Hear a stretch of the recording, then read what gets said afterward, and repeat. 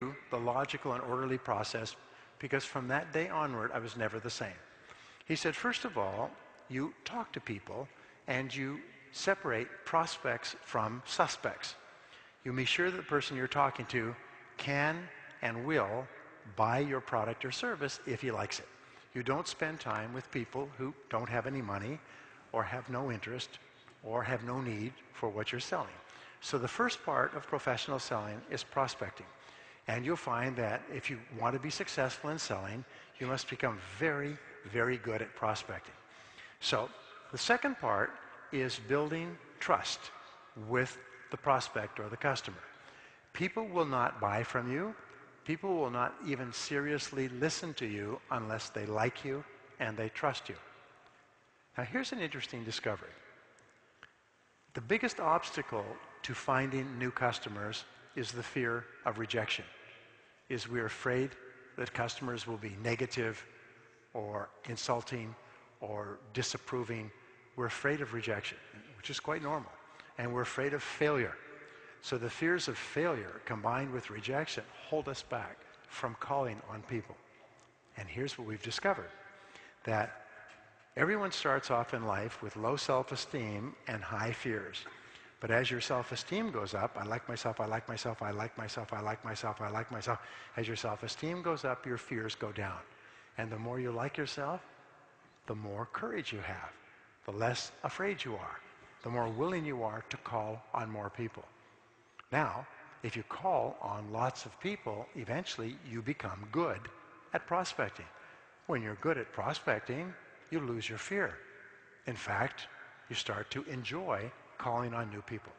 So the starting point of sales success is calling on new people, and that starts off with high levels of self-esteem. I've worked with people. I remember talking to a man recently. He said he started off in sales, but he had low self-esteem. He said, but he quit in 1 week because he could not tolerate the rejection. The rejection, he said, I just was too weak to take the rejection. Too many people said no, I just quit. And he was doing very poorly in life, but the rejection, he said, it was too much for me. I could not accept so much rejection because he had low self-esteem. The second thing we know is establishing trust and likability is the more you like yourself, the more you like other people. The more you like other people, the more they like you and are willing to listen to you and to buy from you. We find that there's a one-to-one relationship between your level of self-esteem and your level of sales. High self-esteem salespeople are the highest earning salespeople in the world. In fact, they did a study with a major company, and they took 2 groups of sales candidates, and they gave them tests.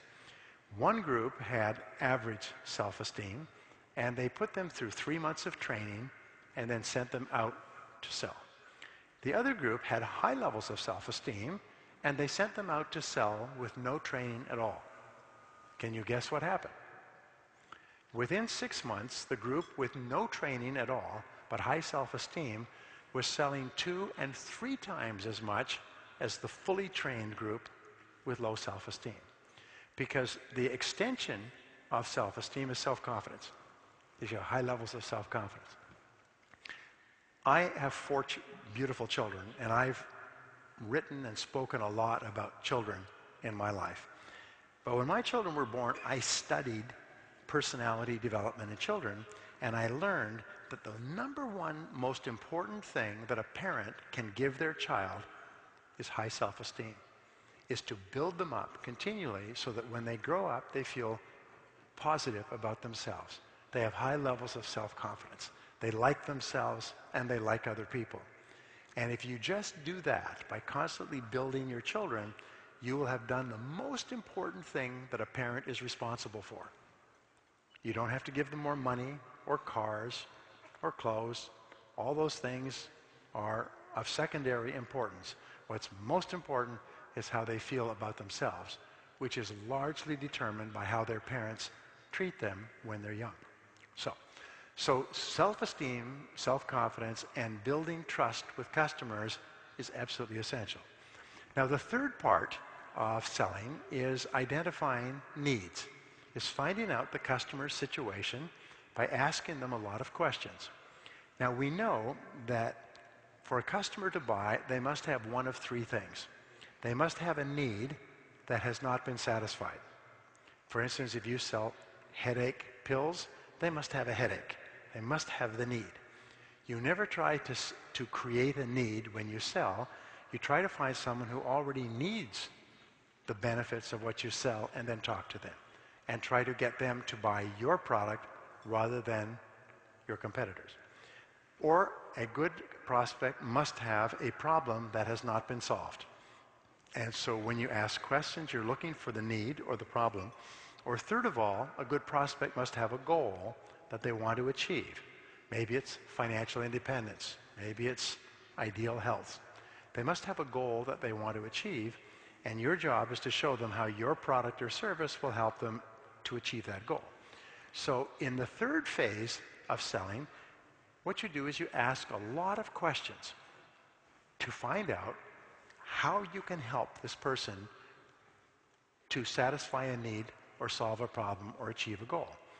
Now here's an interesting discovery based on 25 years of research and tens of millions of dollars and 55,000 interviews and videotaped sales conversations between salespeople and customers.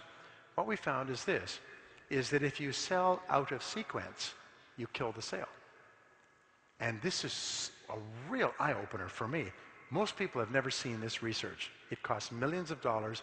It was paid for by several large companies who are trying to find ways to sell more effectively. What we found is that there is a logical buying process that a customer goes through.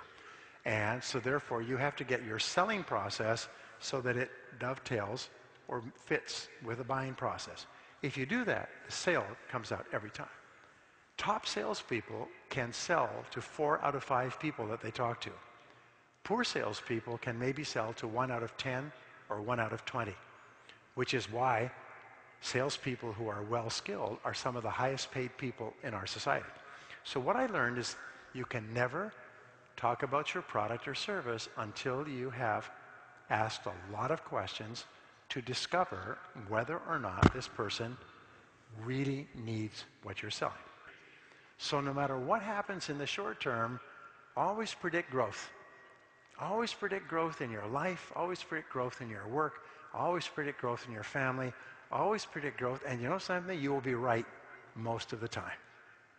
Thank you very much.